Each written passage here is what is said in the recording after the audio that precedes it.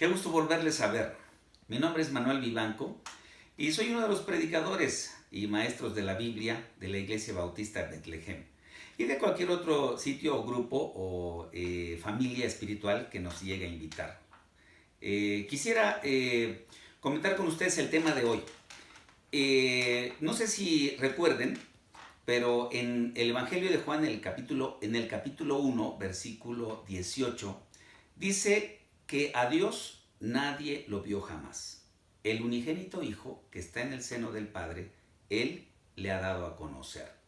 Y eso nos hace pensar en que lo que hizo Jesús, lo que dijo, lo que mostró, revelaba o mostraba o enseñaba sobre cómo era Dios el Padre.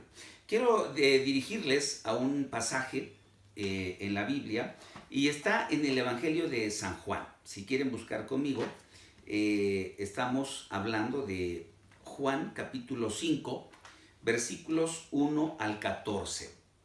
Sería muy bueno que, si no en este momento, más tarde, durante la semana, leas esta sección de la Biblia. Si puedes ahorita conmigo, adelante. Repito, Juan 5, 1 al 14. Y quiero que lo leamos. Dice así. Después de esto, se celebraba una fiesta de los judíos y Jesús subió a Jerusalén.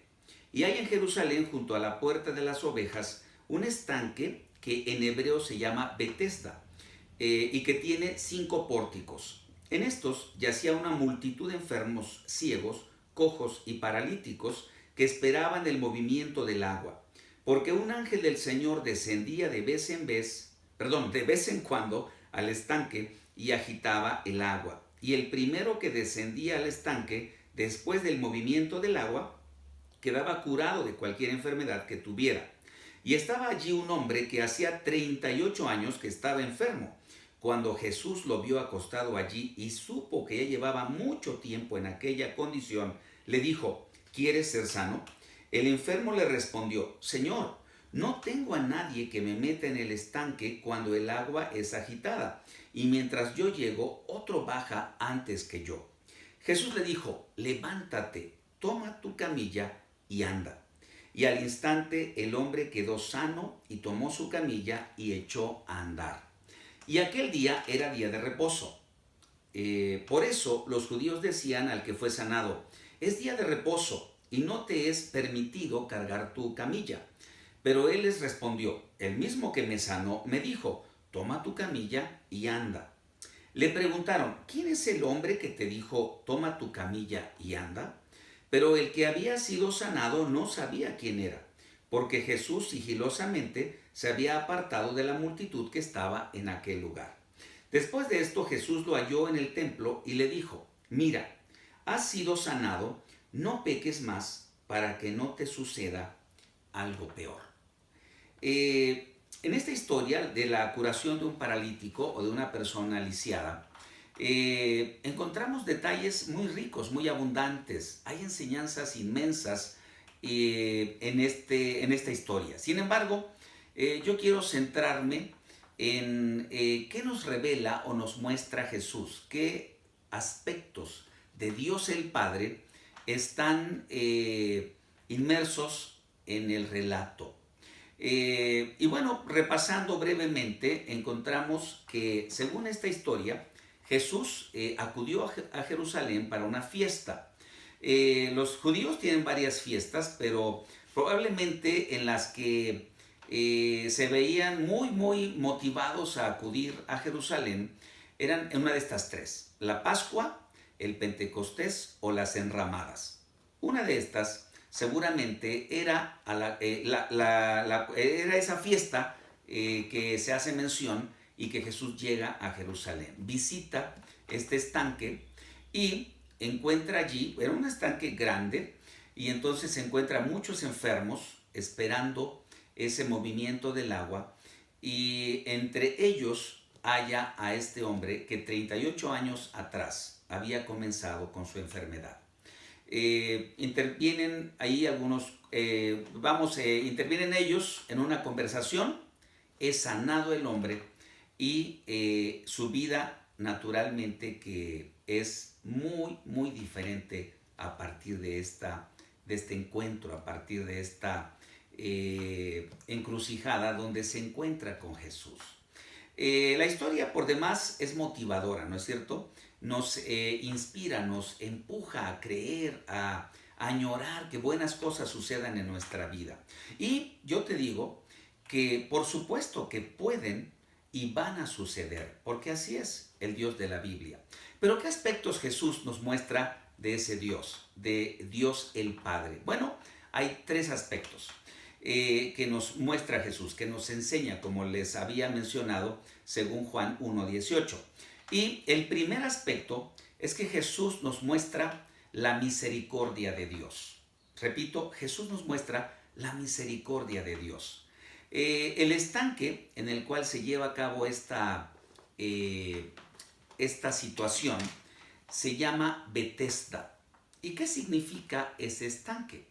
Ese estanque, el nombre Betesda significa casa de misericordia. Esto es muy importante. ¿Por qué? Porque, resulta ser que Jesús nos quiere hacer notar que Dios es misericordioso. Y entonces, con ello, el milagro que relata el apóstol Juan sucede en un estanque que así se llama, casa de misericordia.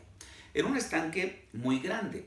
En una de las versiones que estaba yo revisando, nos dice que probablemente tenía un perímetro de 5 kilómetros. O sea, eran estanques muy grandes. Se me hace mucho, ¿verdad? También a ti, yo creo. Pero eso yo creo que nos da una idea de lo grande que es la misericordia de Dios. ¿Y qué significa misericordia? Bueno, según el diccionario ilustrado de la Biblia, es aspecto compasivo del amor hacia el ser que está en desgracia o que por su condición espiritual no merece ningún favor. Dios nos ve y cuando ve que estamos en desgracia, Él de su corazón brota esa compasión, ese amor compasivo y que desea aliviar esa desgracia, desea aliviar ese dolor, desea aliviar esa angustia. O aún, misericordia entonces también tiene que ver con la condición espiritual que tenemos, ¿no? No merecemos ningún favor de Dios, sin embargo, Dios quiere mostrarnos su misericordia y muchas veces lo hace para que volteemos a verlo y nos entreguemos a Él, viendo su amor y su bondad. ¿Qué otra cosa de la misericordia puedo mencionar? Bueno, en la Biblia encontramos que en Lamentaciones 3, 22 y 23 dice de esta manera: por la misericordia de Jehová no hemos sido consumidos, porque nunca decayeron sus misericordias. Nuevas son cada mañana, grande es tu fidelidad. Le está hablando a Dios, ¿no? Sus misericordias son grandes. Cada mañana Dios muestra su misericordia y su amor compasivo. Muchas veces, a pesar de nuestras reacciones y nuestros rechazos, nuestro desamor para Dios. Fíjense ustedes que cualquiera diría que cuando un gobernante tiene un problema serio en esa área donde gobierna, pues humildemente buscaría la misericordia de Dios, ¿no es cierto?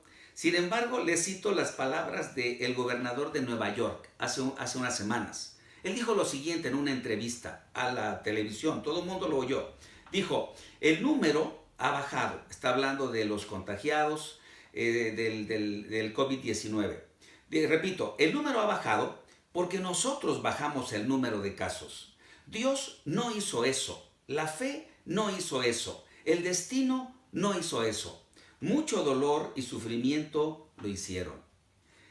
Parece ser que el gobernador de Nueva York no está buscando la misericordia de Dios, ¿no es cierto? Pero aún cuando hay gente como él que rechaza considerar a Dios, que rechaza el favor de Dios y el apoyo de Dios, Dios sigue siendo misericordioso, no solo en Nueva York, estoy seguro, sino en todas partes donde se requiere que Él actúe porque la gente está en desgracia. Eso es lo que podemos mencionar sobre este primer aspecto de Dios el Padre. La misericordia de Él es inmensa. También, número 2, encontramos otro aspecto de Dios el Padre en la historia, y es el poder de Dios. Fíjate que el poder de Dios está desplegado en el pasaje que estamos leyendo, ¿verdad? Versículos 8 y 9 dice: Jesús le dijo, levántate, toma tu camilla y anda. Y al instante el hombre quedó sano, tomó su camilla y echó a andar. Qué impresionante manifestación del poder de Dios. Cuando leemos en los versículos previos, el hombre con 38 años de enfermedad estaba allí necesitado, en desgracia. Su condición no le permitía entrar al agua cuando el ángel movía esa agua, la removía, porque muchos otros entraban antes que él para recibir su sanidad. Sin embargo, en un instante, cuando se encuentra con Jesús, el Hijo de Dios, él y solo él le revela el poder de Dios, y en ese instante, dice Juan el apóstol, es sanado y toma su camilla y se echa a andar. Esto, hermanos y amigos, es una muestra del gran poder que tiene nuestro Dios. Él tiene misericordia y ejerce su misericordia con su poder, y nos ayuda y nos saca adelante. Aquí quiero resaltar dos aspectos de la gente, ¿no? Por ejemplo, las personas judías, en vez de celebrar que este hombre estuviera sano, que después de tanto sufrimiento pudiera tener este don, este regalo, pues no había misericordia en ellos, ¿no es cierto? Ellos lo reprenden, lo critican y le exigen que deje de hacer lo que está haciendo, llevando su camilla o su camastro en el cual estaba allí. Resalta y contrasta la intervención de Dios con su poder y la intención de los hombres de apagar ese gozo y esa alegría, y en vez de celebrar y unirse para celebrar el milagro sucedido, ellos están en otra frecuencia, en la frecuencia de la crítica, en la frecuencia de la intención de no ver lo que Dios había recién hecho. El Salmo 91, del 1 al 10, yo quiero leerte ese salmo. Yo sé que tú lo conoces, pero en este tiempo y siempre nos ayuda poder recordar el poder de Dios y la promesa de Dios para ejercer su poder en favor nuestro. Y dice así, Salmo 91, el que habita al abrigo del Altísimo se acoge a la sombra del Todopoderoso. Yo le digo al Señor, tú eres mi refugio, mi fortaleza, el Dios en quien confío. Y nota lo que viene, es poderoso. Solo Él, repito, solo Él puede librarte de las trampas del cazador y de mortíferas plagas, pues te cubrirá con sus plumas y bajo sus alas hallarás refugio. Su verdad será tu escudo y tu baluarte. Su verdad será tu escudo y tu baluarte. No temerás el terror de la noche, ni la flecha que vuela de día, ni la peste que acecha en las sombras, ni la plaga que destruye a mediodía. Podrán caer 1000 a tu izquierda y 10,000 a tu derecha, pero a ti no te afectará. No tendrás más que abrir bien los ojos para ver a los impíos recibir su merecido. Ya que has puesto al Señor por tu refugio, al Altísimo por tu protección, ningún mal habrá de sobrevenirte, ninguna calamidad llegará a tu hogar.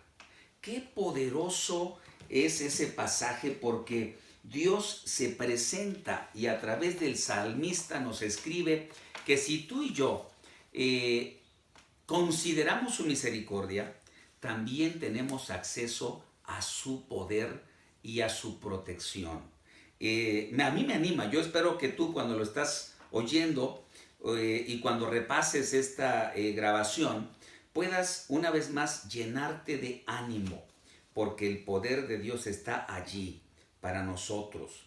Número 3, otro aspecto de Dios el Padre que manifiesta Jesús a través del pasaje es la justicia de Dios. Repito, ¿cuál es? Es la justicia de Dios. Repito los 3 aspectos. Primero es la misericordia de Dios. Número 2, el poder de Dios. Y número 3, la justicia de Dios. En el versículo 14, siguiendo con nuestra historia en Juan, encontramos que al final, ya que esta persona está adorando en el templo, probablemente entró para dar gracias, para celebrar con Dios, para decirle: Señor, gracias porque tú me diste esa oportunidad de recobrar mis piernas, de poder usarlas, de poder ir y venir. Lo encuentra Jesús y le dice esto, fíjense. Después de esto Jesús lo halló en el templo, estoy leyendo el versículo 14, y le dijo: mira, has sido sanado, no peques más para que no te suceda algo peor. Y esto a mí me da un poco de escalofríos, porque Dios sabe lo que hay en mi corazón. Dios sabe lo que hay en tu corazón. Y fíjate bien, qué impresionante, a pesar de eso, Dios puede ejercer misericordia para ti. Y su poder está allí, dispuesto. Fíjate bien, dice así: no peques más. O sea, no peques más.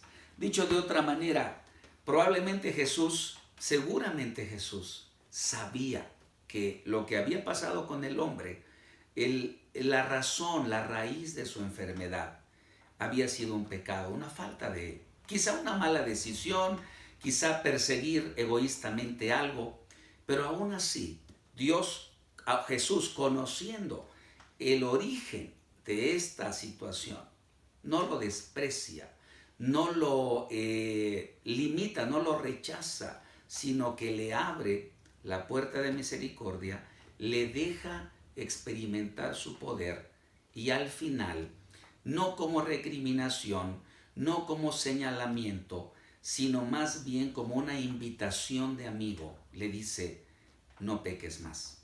Y yo te digo en este día, considera estas palabras, yo las debo considerar. No corramos al pecado, no corramos a la maldad, corramos a Dios, corramos a su pureza. Algunos versículos que encontramos para fortalecer esto es, por ejemplo, Romanos 3:23 dice que por cuanto todos pecaron, están destituidos de la gloria de Dios. Es muy importante recordar que todos hemos pecado. Y en los Salmos nos dice que no hay justo, ni aún uno. Todos fallamos delante de Dios.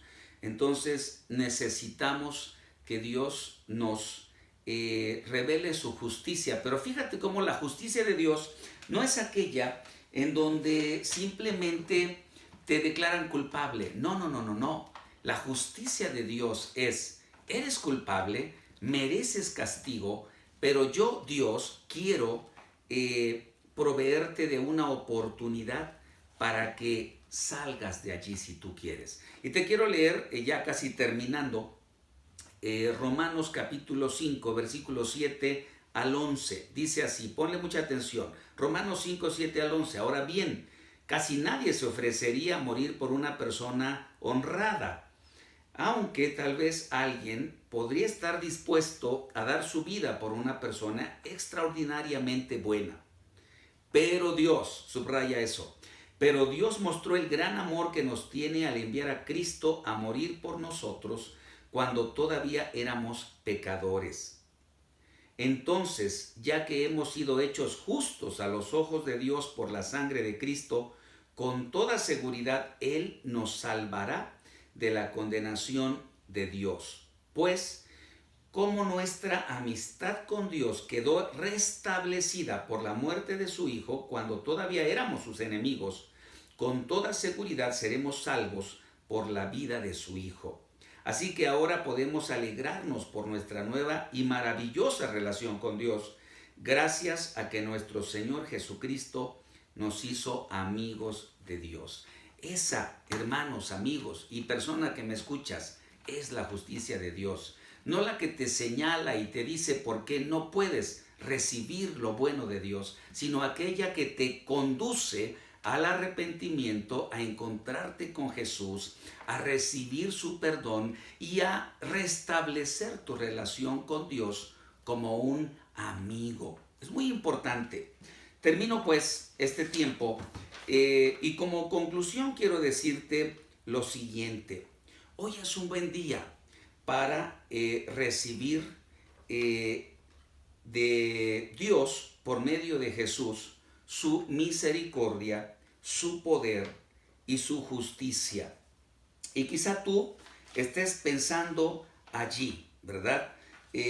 No merezco eso. ¿Cómo puedo buscarlo? ¿Cómo puedo abrir mi corazón para ello? Bueno, quiero citarte por último un versículo de un gran hombre, un hombre de oración, un hombre de Dios llamado Daniel. Y él, con todo y lo que él buscaba a Dios, se dio cuenta de algo muy importante que quiero dejarte con ello y terminamos. Dice así Daniel 9:18: Inclina, oh Dios mío, tu oído y oye, abre tus ojos y mira nuestras desolaciones y la ciudad sobre la cual es invocado tu nombre, porque no elevamos nuestros ruegos ante ti, confiados en nuestras justicias, sino en tus muchas misericordias. Esto fue lo que dijo Daniel, y esto es lo que tú y yo podemos decir. No buscamos a Dios confiados en lo bueno que somos, porque no somos tan buenos, sino en sus muchas misericordias. Quiera Dios bendecirte esta semana y que puedas, como Jesús lo mostró en este pasaje, disfrutar de su misericordia, de su poder y de su justicia. Que Dios te bendiga.